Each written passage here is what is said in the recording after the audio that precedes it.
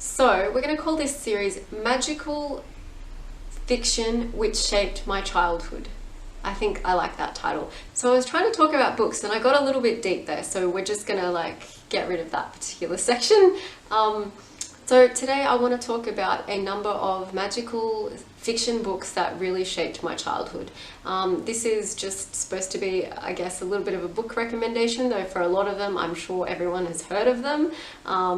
And there's a couple that I have on my shelf that I've kept, and then there's a couple that I'm going to have to just display on the screen because they're ones that I've either let go of or I've read through the library. And let's just go through the series, and I've picked some that I know that are just so popular that I don't think I'm even going to need to describe them or recommend them because everyone will have heard them. So we'll just go through, go for some of the most famous ones first.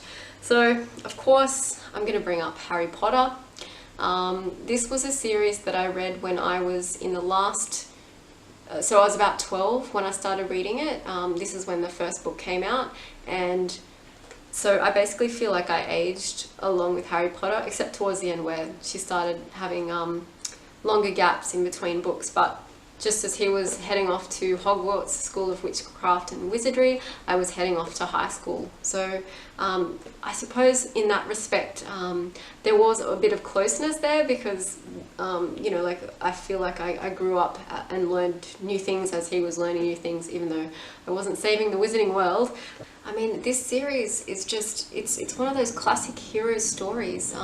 You've got the hero, Harry Potter, who doesn't even know about this whole other world, and then he's cast into that world and he has to learn really quickly.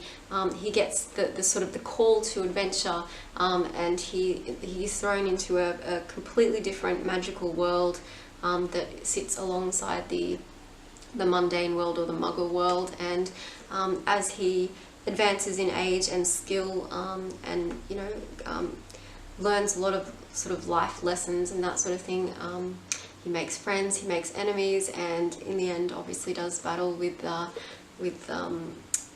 I guess the forces of evil, and goes on to save the wizarding world. So it's just something that, it's got so much references to mythology and magic, and really fires up the imagination. So, and I also feel that it gets as he gets older, it gets progressively darker and that sort of thing. So the narrative sort of deepens, and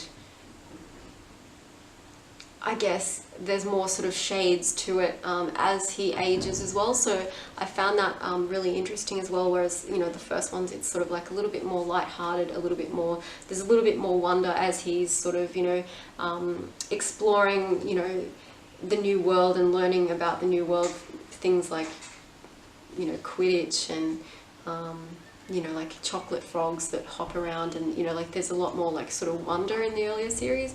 And then in the later series, there's a lot more darker, a lot more sort of, dangerous sort of magic and danger sort of lurking around the corner. So, yeah, just one of my favourite series. So this next series is something I read, I guess, again when I was about 11 or 12. I got it for Christmas, and we had to drive up to my relatives, which is about a 2-hour drive one way. So I basically started reading it in the car, and that was pretty much the the highlight of my Christmas, just sitting in the car reading these books. So this is the Chronicles of Narnia. By C.S. Lewis. Again, it's a very popular series and people have definitely heard of it.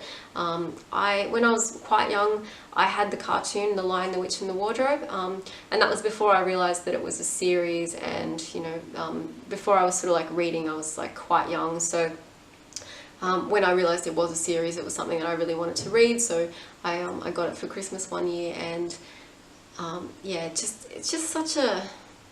Again, with the high fantasy, you've got the children getting transported to a magical other sort of place, other realm full of talking animals, and you very much got the like the light versus the dark, or the good versus the evil, but not necessarily so black and white. There are sort of the shades of grey there. It's not sort of like true evil and true good.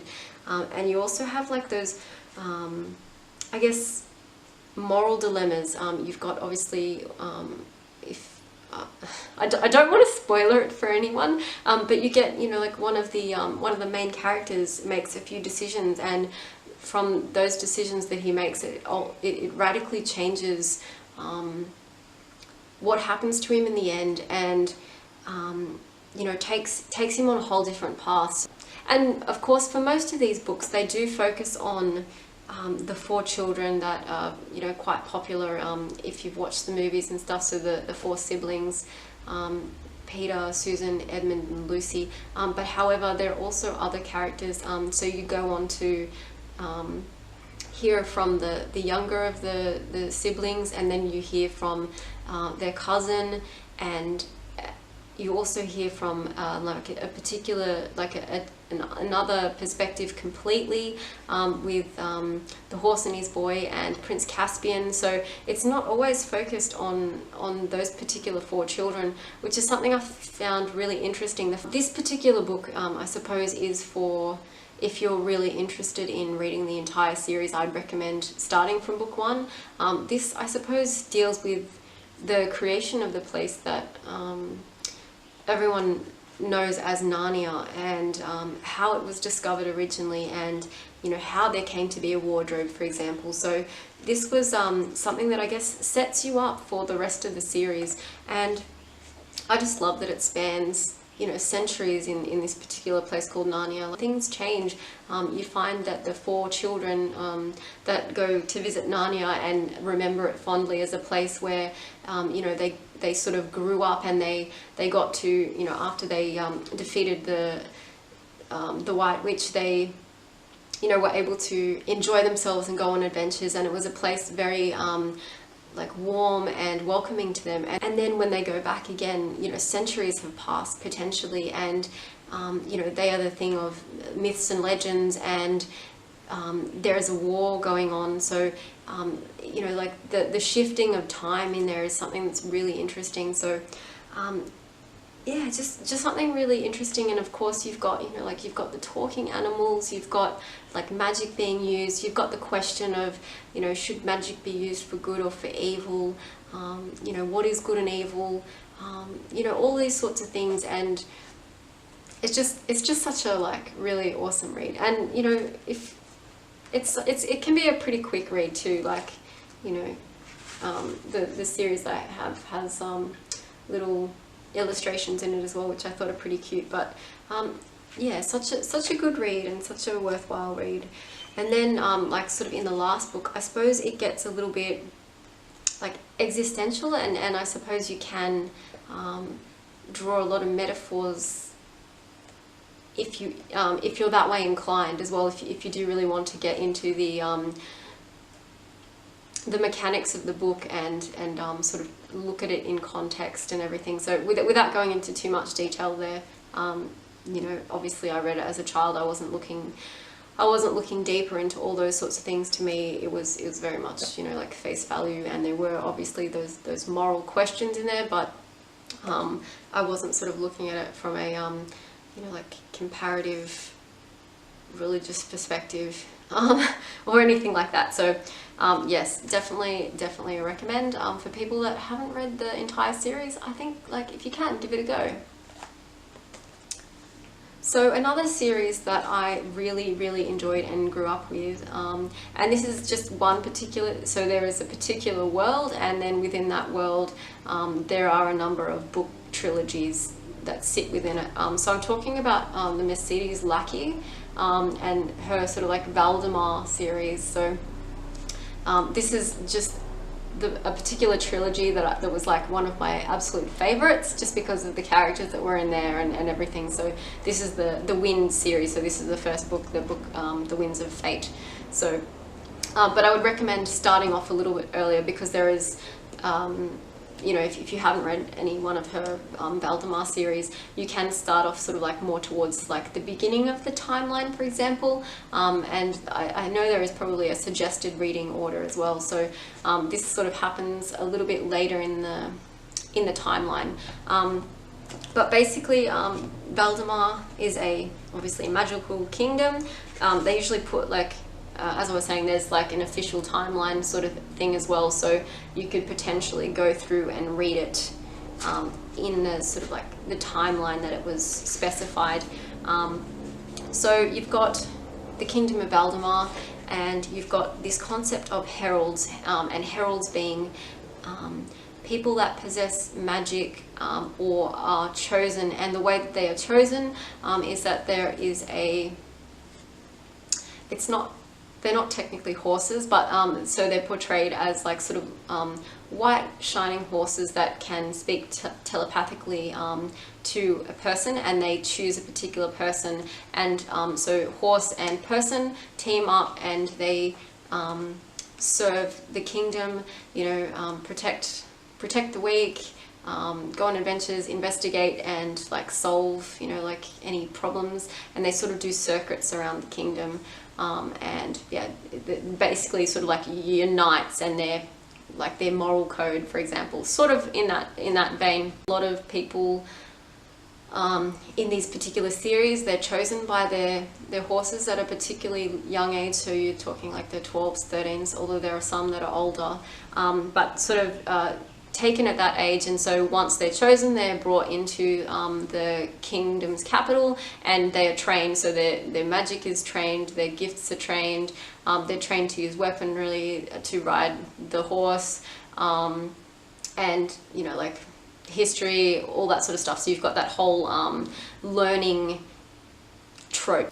Now what I mean, they're not necessarily horses, so there's allusion to them being, you know, like maybe past heralds, for example, like that sort of like reincarnated as these beings, or that they've chosen to portray themselves as horses, but you know, they're particular spirits that, you know, like want to sort of help this particular kingdom. So there's that sort of element to it as well, but for all intents and purposes in this series, they're a horse.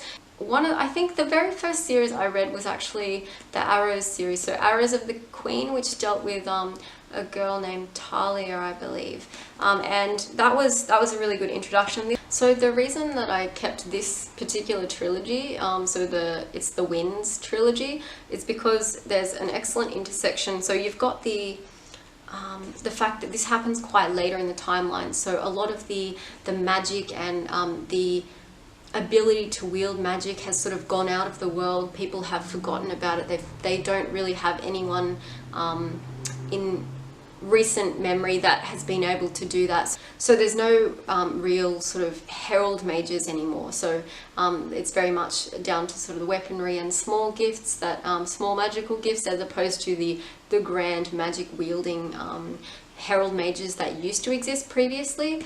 And so in this particular book, this is where it's, I guess, the rediscovery of magic, and where so this girl Elspeth, she sets out to find people that can teach her how to wield magic properly again, and how to, I guess, teach her world how to use magic again properly, because it's a skill that's been lost to them, and is becoming increasingly important that they know how to, you know, that they learn once more, basically. So what she does is she goes and she seeks out a mysterious group of people. They aren't sort of the stuff of myths and legends, but they're a very sort of like closed community, and you know, they don't sort of generally participate, and they're called the Tailordras, and they are I guess a group of tribes that go around and they heal the land where there's been sort of like magic that's warped, and they sort of like move on. So they're a little bit nomadic. They will stay in one area for maybe like a number of months, a number of years, and then sort of move on, and then sort of heal pieces of the land where magic has been warped throughout history. And obviously they're still quite in touch with their magic, but So she goes and she seeks out one of these clans because she wants to be taught how to use magic again. She's been sent by the heralds in order to do this, so she's obviously on a quest to do this. And so you've got two, I guess, peoples that have not really interacted before, so they're obviously learning how to sort of like interact with each other and how to like work with each other. And yeah, it's just I really do like this series. I would probably I guess a warning, it sounds like really ominous, but I recently picked up one of her books in the Valedmar series, and it was like quite a recent book, and it was like towards the very, like sort of towards the end of the timeline. And I think it was geared towards young children, or, younger teen sort of, this isn't necessarily a young teen kind of book, but I did pick one up, and I have to say I was really disappointed because I think it was mainly because it was written for a younger age group or something, or wasn't her favorite book. I'm not sure what it was, but I felt that the characters were very, they weren't very well developed. They were quite shallow, so it was very hard to sort of connect with them. And that wonder, the sense of wonder that you get at the very first, like on the very first book, where this particular child is in a really bad situation, and she's chosen by this like sort of spirit horse, and she gets to leave her situation and goes to a place of learning and makes friends, and she's got this wonder and this sense of awe that she's communicating with like a horse in her head, and they form this really nice bond. So I feel like all of that is sort of lost in this book that I read recently. So I don't know if it just meant that I guess she was running out of energy with her series on Valedmar, but I just felt that the sense of awe and the sense of like newness and the sense of wonder that is just completely sort of missing. Even the bad guy in the series was wasn't developed.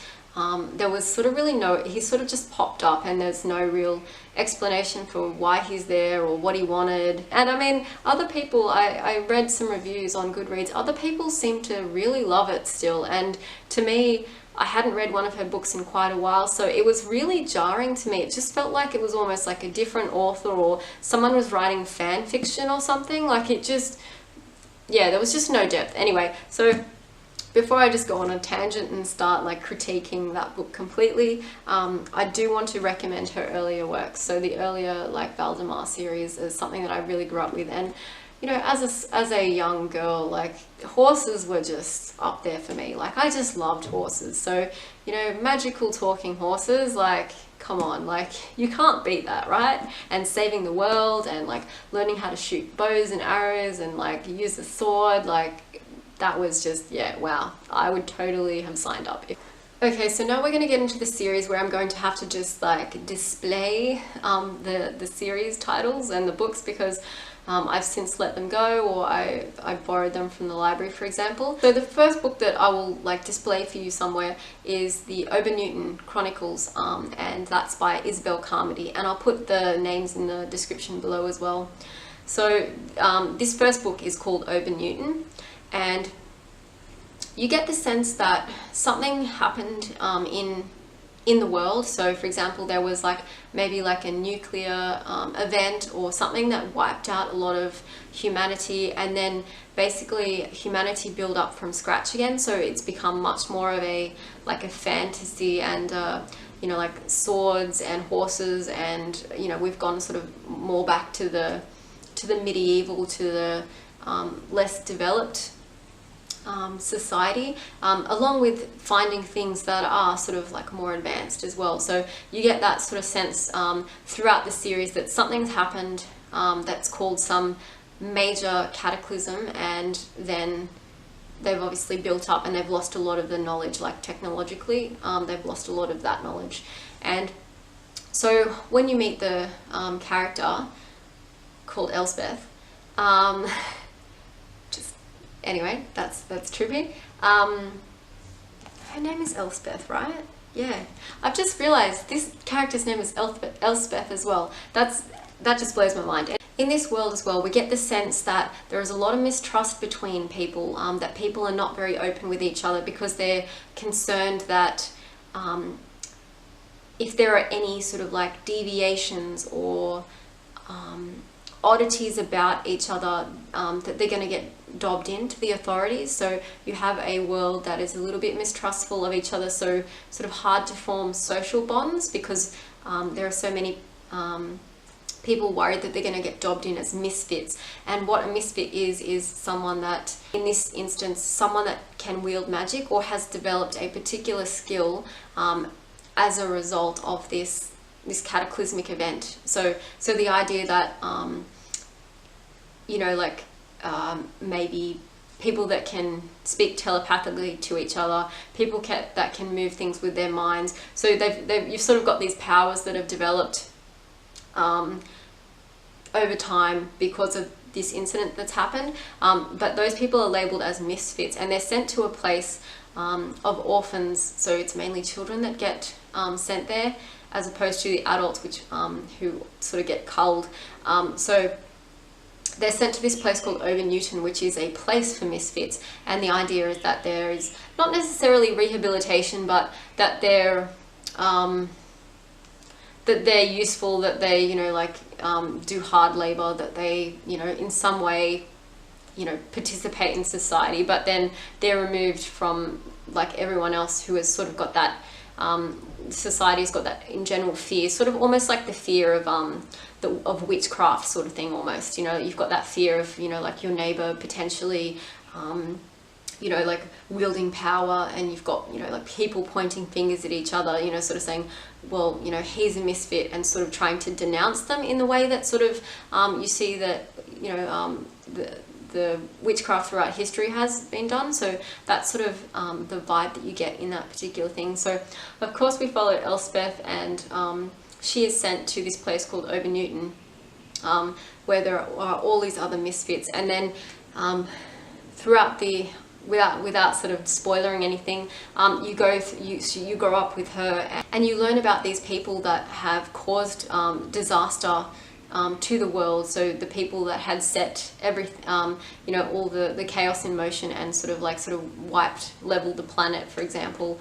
So, you know, like you're finding out about all these things about the history at the same time as you are supporting, I guess, the misfit movement, and that as they sort of organize and become sort of like a rebel undercurrent to the world, and, you know, sort of fighting for their like freedom and their rights and things. And it's very high adventure, and it can be both high fantasy, but also you've got that elements that sort of bring it back to you know, you notice things that sort of continually pop up, and you think, oh, that was, you know, when they're talking about this, they're talking about this on Earth or whatever. So you get those sort of like jarring sensations that, hey, you know, this is potentially a world, like an Earth that has been leveled by like a nuclear blast or something. So that is very interesting, and, you know, to see all the different like mind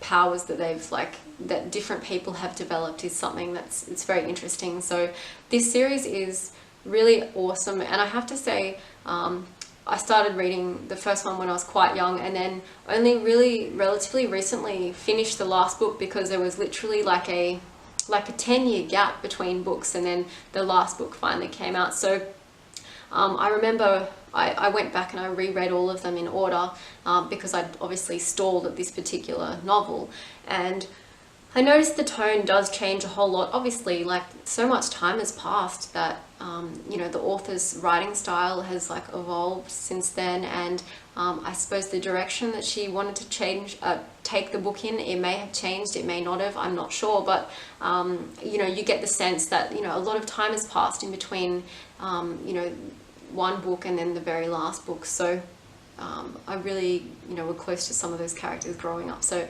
that's a series that I really recommend. Okay, now I want to talk about 1/2 series by the same author. The first series I read, so that was my first introduction to this particular author and world, and then the second series about a different character, but one that I grew to love more. So I'm going to talk about both of them. So the first series I want to talk about is the Song of the Lioness Quartet, and that is by Tamora Pierce. And the very first book, Alana, so there is a young girl, Alana. She's been sent by her father to a convent to become a lady, and her twin brother is also being sent elsewhere, so they're on the road together, and Alana decides she doesn't want to become a lady, she doesn't want to go to a convent, so she convinces her brother to swap places. So she decides to call herself Alan, and she dresses like a boy, and she decides to go in her brother's place. Her brother is more of a scholar. He wants to become a scholar. He doesn't want to become a knight, and she's all about becoming a knight. So they agree to swap places and tell the authorities that, you know, like her father, you know, got it wrong, so like, you know, made a mistake, and you know, her brother was going to become the scholar in like an abbey, and and she was to become the knight. And so you follow Alana on her journey as she trains to become a knight, and, you know, learns to use all different weaponry and to ride horses and all this stuff, all the while protecting the secret fact that she's actually a girl, because girls are not allowed to become knights. So and then of course they go on adventures, and you know, like she becomes good friends with a number of like the, you know, pages and squires and that sort of thing, and you watch her progress through the books until she becomes like a knight. And of course, like to a young girl that is interested in like high fantasy, this was like, you know, amazing. And you've also got the element of magic, so there are magic wielders in that series as well. So it is quite high fantasy, although Alana herself doesn't necessarily, she does possess a gift, but it is not the focus, I suppose, of the series. It is much more on her developing her skills as like a knight and that sort of thing. So it was just a really enjoyable read, and it was my first introduction to Tamora Pierce, and so I will always like that book series will sort of hold a special place in my heart because of that. So the book series of Tamora Pierce's that I came to love even more than the story of Alana is the Wild Magic series, the first book is called Wild Magic, and it's the Immortals series. So this deals with a young girl named Dane, and she can speak to animals. When we meet her, she's looking for a job. She's sort of all alone in the world sort of thing, and she's looking for a job, and she ends up getting a job with like a horse mistress, and, you know, to manage the herd and that sort of thing. And she gets dragged into sort of like the kingdom sort of like pay sort of thing, like from that perspective, because she ends up sort of like working for people who work for the king and that sort of thing. So but up until now, you know, like she's very much kept this gift of her being able to talk to animals as a secret. She doesn't like to sort of let people know that she can do that, and she's very much sort of like keeping it very quiet. And of course, people manage to find out, and she manages to get a tutor, or someone who's going to tutor in magic, and teach her how to use her gift, because up until now she's not had anyone do that. Her magic is quite raw, and of course she can talk to lots of different animals, but she hasn't sort of I guess tested the boundaries, figured out what else she can do and that sort of thing. So you go through I guess her progression from someone who's very sort of like raw and untrained to someone who has like mastery of her skill, and of course ends up working for like the kingdom, and you know, like going on adventures along with her mentor, and, you know, like sort of uncovering evil plots and things like that, and also discovering more of her own origins as well.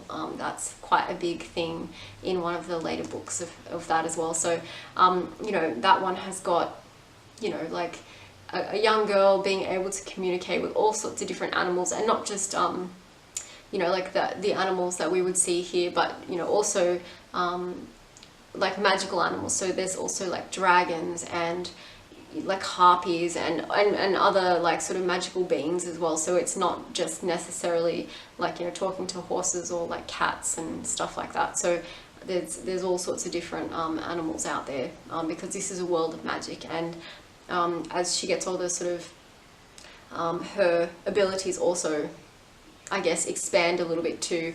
And then she's also got her mentor there who doesn't talk to animals but is a mage in his own right. So that is a book series that I really, really loved, and I highly recommend it. So those were 5 series that I highly, highly recommend. I think I'll leave a link to all of those books below if you'd like to check them out. If there are some there that you haven't heard of, definitely give them a read. And if there's any books that you'd like to recommend to me or to others, leave them below as well. I'm always looking for a good like fantasy series, whether it's you know, teen, young adult, doesn't really matter. I get the same thrill out of reading high fantasies. You know, I think it doesn't matter what age you are, and I think it's something that I don't think I'm ever going to sort of grow out of, for example. So I hope you guys enjoyed that, and if you haven't read any of these, you know, maybe you get to add something to your reading list. So thanks so much for watching, guys, and I'll see you in another video.